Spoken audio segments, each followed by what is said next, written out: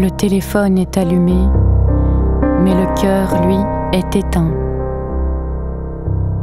Son téléphone est allumé, elle rentre dans ce faux monde qu'elle croit être une réalité. Autour d'elle plus que des ondes.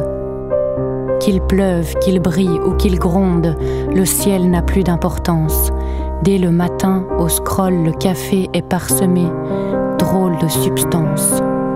Nuque maladroitement courbée, yeux tristement gonflés, oreilles violemment déconnectées, âme lentement vidée, comparaison installée.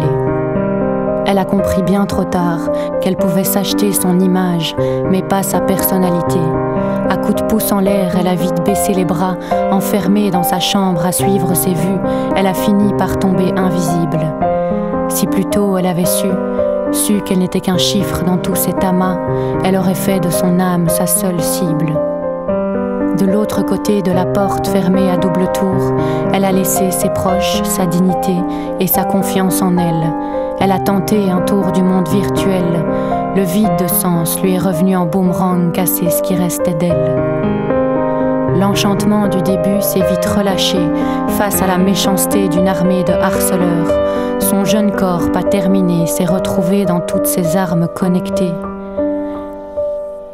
Et hontée de se retrouver à poil dans tous leurs téléphones, balancée comme si elle n'était personne par ceux qu'elle pensait aimer. Rien ne les calmère, pas même son cœur écartelé.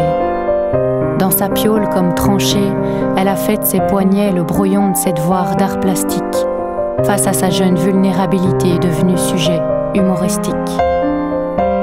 Elle a tout gardé pour elle, mais elle aurait dû parler, dénoncer, rétablir le respect face à cet abus. Aujourd'hui, comme thérapeute, elle a choisi la poésie. À coups de mots, je tente d'effacer mes mots. Et quand ceux-ci ne suffisent plus, je m'imagine dans un grand soleil. J'essaye même d'y mettre mes persécuteurs. Je tente de recoller mon cœur percé de peur. Et parfois, j'en pleure encore. Je tente de demander pardon à mon corps. Mais c'était pas moi l'erreur. L'erreur, ça a été de placer l'amour de soi dans les mains des autres. L'erreur, ça a été de croire que je pouvais me construire et qu'il y avait quelque chose de beau à partir des mots réseaux sociaux. Aujourd'hui, je cache mes cernes et masque mes peines. Réalité bien terne. Facebook, Instagram, TikTok, nos vies nous appellent. Écoutez le tic-tac. Si tu te reconnais dans cette histoire, sache que ce que tu vis est loin d'être dérisoire. Ce que je te souhaite, c'est de te relever et d'oser demander de l'aide.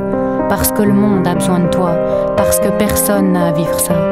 Si tu le vis ou si tu le vois, élève ta voix. Ne t'enfuis plus de ton corps pour chercher ta valeur dans les yeux d'autrui. Ne laisse plus ces images fuiter. Mets terme au délit de fuite.